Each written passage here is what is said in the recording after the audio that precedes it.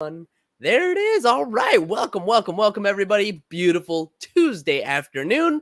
We are going to jump into art. We're going to talk all about art, expressive art of resiliency, art of tantra, all kinds of different things, but all revolving around art. So I love it. We got painting back here, paint splatters. So here we go. Let's just dive in. We're going to have some fun.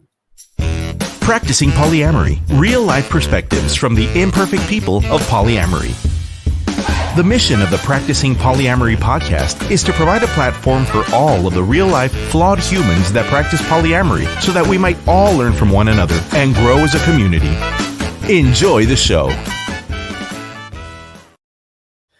All right. Welcome, everybody, to this beautiful day. If you are joining us for the first time, welcome, and thank you so much for tuning in. And if you've been here for a while, then you already know we are live on Facebook, YouTube, Twitter, and Twitch every Monday, Tuesday, and Wednesday. 3 opportunities every week for you to ask questions. So if you have any questions about your relationships, or if there's a topic you'd like to hear discussed on the show, slide into my DMs, let me know, or leave a comment while we're recording live. Follow the show on all social media platforms at Practicing Polya, and let me know what it is that you want us to talk about. And as always, I want to remind you, if you are listening to this podcast, you are a welcome guest to be on this show. Got 4 spots left for the year.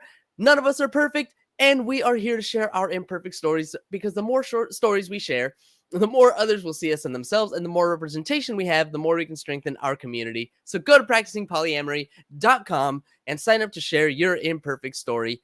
Only 4 spots left for the year. All right, everybody, that's my spiel. And now to introduce today's awesome guest. From the very first time that she took a crayon into her hand as a wee child, today's guest has known that art was her calling. Having grown up in a military family, our guest attended more than 7 different schools across the country and found that while the cultural nuances and slang might vary from one place to another, she could always create connection with others through her art and poetry. Our guest continues to draw on her artistic passion and uses it to serve others, in one turn providing arts education and professional development through in-school community programs right here in San Diego, and in the next, helping people work through trauma and allow for healing and growth through expressive art therapy. Today, we'll get to learn how art can help us better cope with all of the curves that life throws at us, and how to better connect with our bodies and our imaginations and cultivate creativity in healing. Joining us today from right here in sunny San Diego, someone who I'm proud to call a friend. Welcome to the show, Tara Graviss White. Thank you, Jim. Thanks for having me on.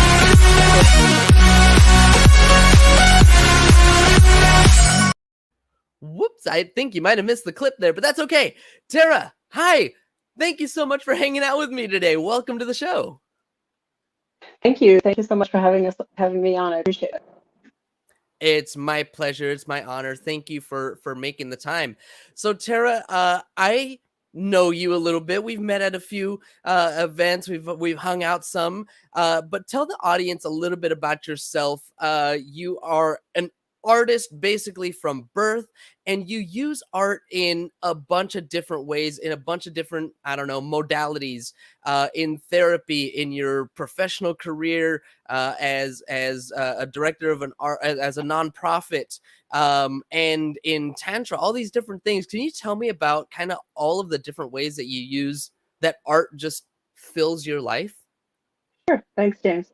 Well, I'm a visual artist. I've been a visual artist since as long as I can remember personally. How I used to introduce myself when I moved around in schools.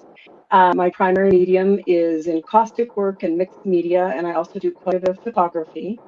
So since for me, art has been a healing modality and a way that connects the different timelines or channels in my life, it was a natural draw for me to go back and get my master's degree in expressive arts therapy. I went right here in San Diego at the Expressive Arts Institute. And the other things that I do are I do a lot of volunteer work in the community. So I did used to run a very large organization here in San Diego called Arts for Learning San Diego. Now I'm volunteering at Vanguard Culture, which provides community programming around the city and online now during the pandemic, which has been really important for people during the time when we were all home. And currently, one of the things I'm doing is I'm working for the Californians for the Arts, and I'm helping the state of California give out grant money to artists and arts organizations throughout the state of California to get our arts organizations and our artists back on their feet to make sure that we have the support of our artists, our art communities. Nice. This is all like a recovery effort from. I know artists must have been hit hard. I'm just curious, how did the pandemic affect you and the work that you've been doing? Well, it just so happens to turn out that I made the personal choice to leave my position at the large organization Arts for Learning in March of 2020, unrelated to the pandemic, and take a sabbatical. So what happened for me is once I saw what was happening, I began volunteering and holding community space. So I did 2 tours with the One World Tantra Festival, where I held workshops using expressive arts therapy as a tool to talk about how we're feeling and what's going on in the world. So to talk about grief, talk about compassion, to talk about the concepts of boundaries, of consent, things that we're familiar with in our communities. Because what expressive arts therapy does, and the reason that I like it, is it's a way for us to express how we're feeling without words. And we use it's multimodal. So I use music, theater, visual arts, dance, and poetry, depending on what's best for the issue at hand. Impressive. Tell me about some of those things that you do through expressive art. You say you use it as a tool to create conversation, to get people to talk, but without using words. So do you does it like do I have to have the same understanding of art as the person that is creating the art? Tell me a little bit about how that works. Yeah, that's a great question. Thank you.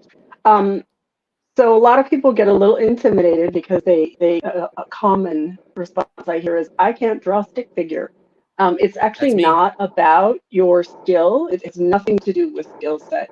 It has everything to do with being the moment, allowing yourself to experience whatever it is that you're feeling, and then allowing that to come out in the modality that we're using at the moment. So some simple examples would be, I worked for 3 years at Center for Community Solutions here in San Diego, which is the local rape crisis and domestic violence center.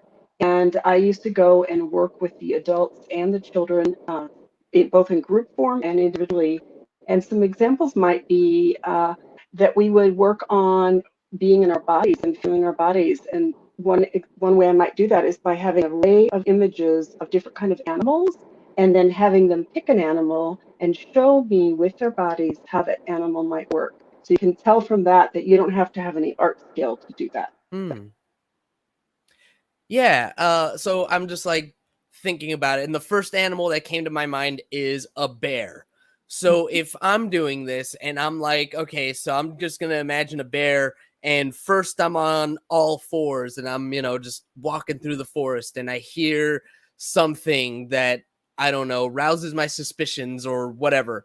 And so as a bear, I stand up and I'm, Mhm. on my hind legs and I'm ready to, I guess, attack whatever it is that's making my alarm bells go off. So if somebody were to do something like that, what is the message, I guess, that might be conveyed by something like that? Oh, that's a great question. So one of the things I want to point out between difference between art therapy and expressive arts therapy is Okay. somebody who's an art therapist actually has like a psychology or psychiatry degree, and they look at the artwork that you create and they tell you what it means. And an expressive arts therapist, what happens is, I believe that everyone is an artist and that they are the meaning maker of their own lives. So when Ah. you become a bear and you stand up as a bear, my response would be, well, I think that was a bear. Is that right? And you would say yes or no. And then I would say, how did that feel in your body? Where did you feel the bear? And if you say, well, I felt alarmed or alerted, I would say, when you felt alarmed, can you point on your body to me where that felt, right? And then we might continue the conversation into when have you felt like that before in your life? These kind of things. So the person that is the artist that is doing the expression, whether it's in music, theater, visual arts, dance, or poetry, they make the meaning. I don't make the meaning. And the reason for that is that, as an example, red happens to be my favorite color. Well, red to me might mean fire and love, but maybe you hate red, and red to you means blood, or it could mean something Hmm. completely different. So that's the reason. Does that make sense? Yeah, it absolutely does. Um, I really like that differentiation there, where what you said is that in art therapy, the therapist might be telling me what my art means, whereas in expressive therapy, I'm determining for myself what that means. So I guess like my question there is, how does that work? How do you use that in helping people to overcome whatever issues that they came to you for? And in fact, what are some common things that people come to you for that they use expressive art therapy to overcome? Yeah. So my specialty, you can have any specialty you like as an expressive arts therapist, just so we're clear. I have friends that are educators. I have friends that work with death and dying. I have friends that work with birth trauma. You name it, I can find you somebody that does it. What I work on is trauma, very specifically on trauma recovery. And my specialty is on trauma due to sexual violence and child abuse. So a lot of Mhm. times the people that come to see me have maybe already tried traditional therapy or talk therapy. And Mhm. maybe there's something else that's bubbling up that they want to address and they can't quite identify it. Or it's not uncommon for somebody who's experienced these kind of traumas to not actually have a recall of the trauma at hand, not have a memory of it. But there's feelings. We have feelings in our body and things that happen, and we know something's going on, and we're trying to work it out and figure it out. So, and I run a lot of groups, and a common theme of my group might be on adult survivors of childhood sexual abuse or incest.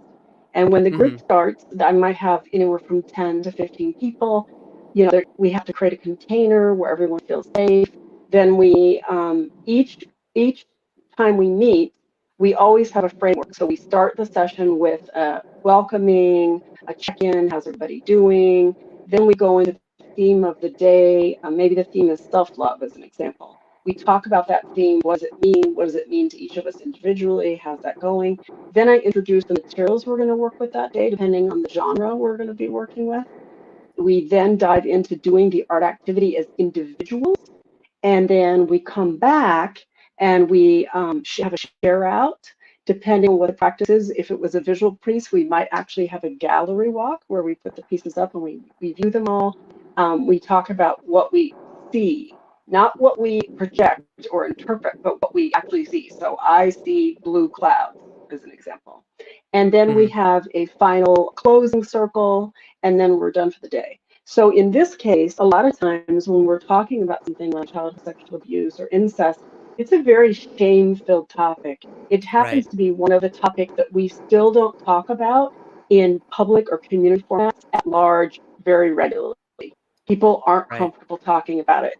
So creating a container where you can sit across from a stranger, another individual that you haven't met before, and know that you're not alone, Mhm. and that this person can have empathy and some understanding of what you've gone through, can be healing in and of itself. And then when we start layer by layer unraveling the components of that, and how has that impacted your life, and where do you want to be in your life, and what changes do you want to see, and then those people might go into individual sessions with me, and that's when we start getting into those kind of things. What is your individual desire? Where you want to go individually? How can I assist you in reaching those goals? I see. So it sounds to me like a lot of the times the work starts off in a group setting.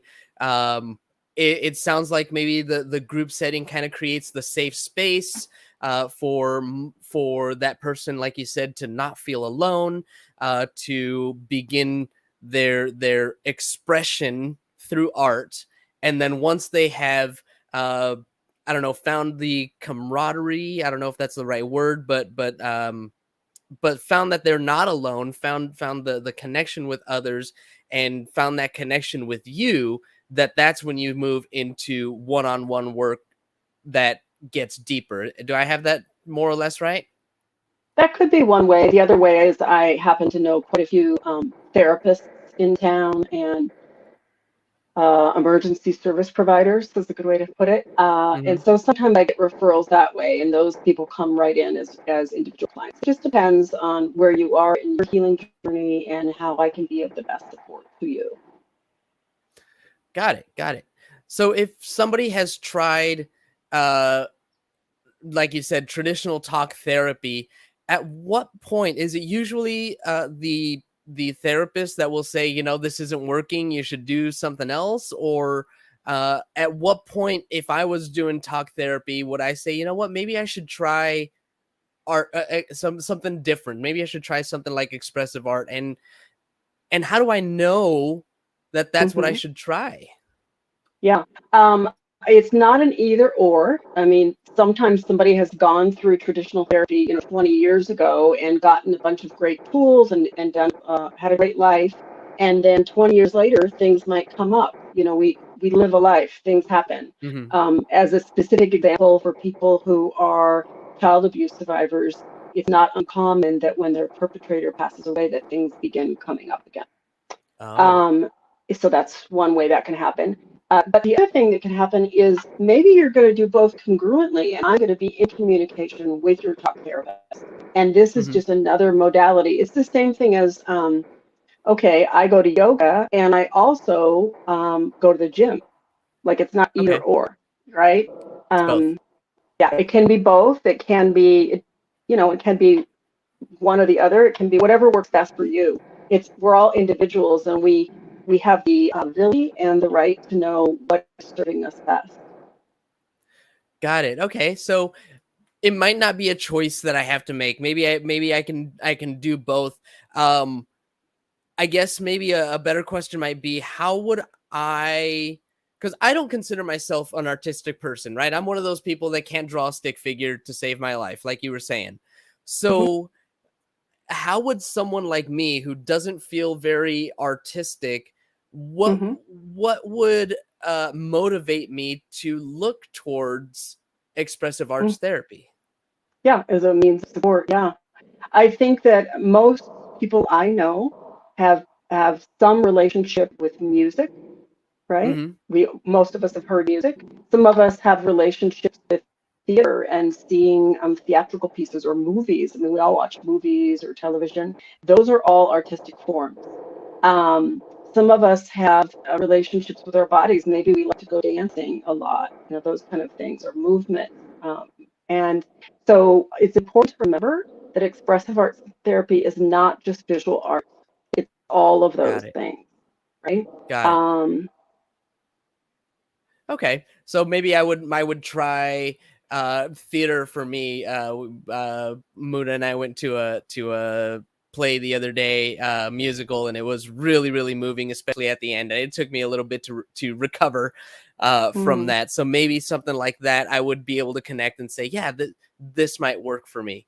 Um, in talking about the art of resilience, because that's one of the key words that we've been that was part of our topic here. When I think of resilience, I think of, okay, there's stuff that's like constantly going on in life. Maybe there's you alluded to sexual abuse, sexual violence in my past, and of course we've if hopefully we've managed to mostly make life normal after that. But now as we go through life, there are other obstacles, there are other potentially triggering events, there are all of these different things. So how does the work that you do help someone to become more resilient specifically? yeah. Yeah. Well, the art of creating in and of itself, and you probably know this, James, because you're a creative person with your podcast. The art of creating in itself requires you to try things. Oftentimes you don't do it right the first time. Sometimes you Hmm. fail, and then you have to try something new, and you have to try again. So a simple example would be if, as a visual artist, if I'm creating a painting and something just doesn't seem right. Well, then I have to go back and try something else. I have to go back and try something else. The same thing is true if I'm writing poetry and creating a stanza in a poem, Mhm.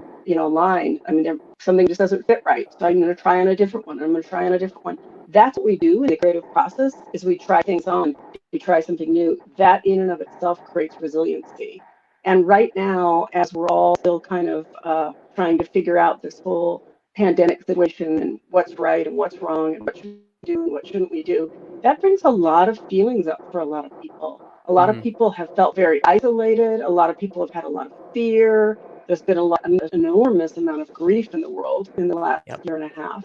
Um, and being able to work through and process those feelings and not be in a consistent fight or flight state, which some of us have been in, is Mhm. hugely important in building our resiliency as we move forward. Because that's the goal. We're all going to move forward.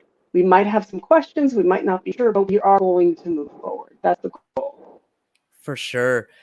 Would you have any like starting points or any tips for like just a broad general audience? If you were talking to me and you were like, maybe you should try, XYZ exercise to kind of get in tune with your body or get in tune with your creativity or get in tune and just kind of a general for Mm-hmm. like the whole public, for the audience, something that people can try to kind of start to work through a lot of these things that we're all going through right now. Yeah, I mean, dancing is fantastic. So put on music, and if you want to process an array of emotions, then what you can do is you can have a little playlist that is like 5 minutes of angry music, right? And then Hmm. 5 minutes of sad music, and then 5 minutes of joyful music. And then you can just move your body the way it wants to move according to the music you're listening to. And hopefully, the reason I put the joyful music at the end is that by the end you will have moved something. You will have shifted your feelings for the day or the moment Nice. anyway. The same thing is true. You can do scribbling as a form of meditation. Get yourself a small little journal. I've got about 50 of them laying around here, and you can do a 5 minute scribbling exercise every day. Just scribble. Don't even worry about what you're making. Don't worry about what it looks like. Don't worry about anything about that. Just scribble. Just let yourself scribble. It's a way to get things out. So those are things that people can do that maybe are entering with a little bit of hesitancy around being in an artistic process. Those are two things that are super simple and anyone of any age can do. You can dance in your chair, okay?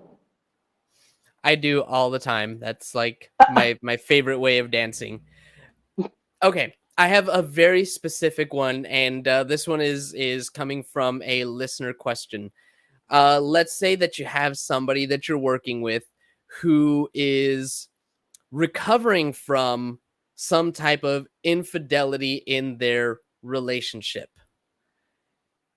I'm just going to throw that out there and see if you can run with it. How is it that you work with somebody who maybe is working through overcoming infidelity or broken trust?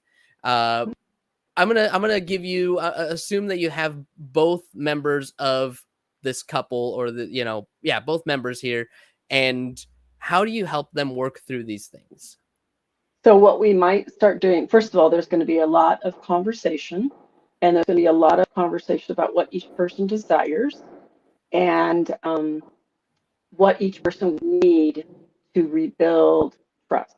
You got to start from there, Hmm. right? And one of the things that I would say is it's my personal opinion that trust starts from within. And so I feel like that part of the work is going to be couples work. Maybe we're going to do some paintings together. Maybe we're going to create a dance together, Hmm. whatever arises for that couple. And part of the work is probably going to be individual work because the person who is struggling with the broken trust is going to have to make a choice for themselves. Can they trust themselves and what they want in the context of this relationship? And they're going to have to decide that. Does that make sense?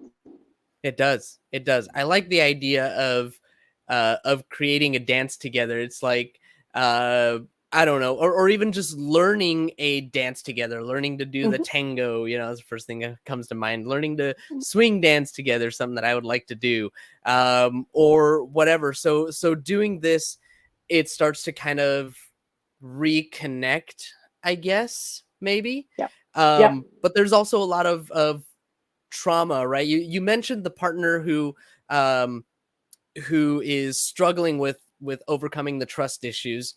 What about the other partner, the one who broke the trust? What kind of work are Well, you doing with them? they have to identify why, why this happened. Because before we move forward in reestablishing the trust as a partnership, we want to make sure that each individual is actually clear about why and do they actually choose to move forward in the partnership. I think that's the number one thing, because there's Mhm. no point in trying to rebuild and reestablish trust if either partner is not fully in. Right. Right. So the first thing is decide whether or not you both actually want to continue this. Assuming that you both do, then you can start to do some of this other work. And Right. Yeah. yeah. And I might work with the person 60% of the who time, is, it works in this every time. case,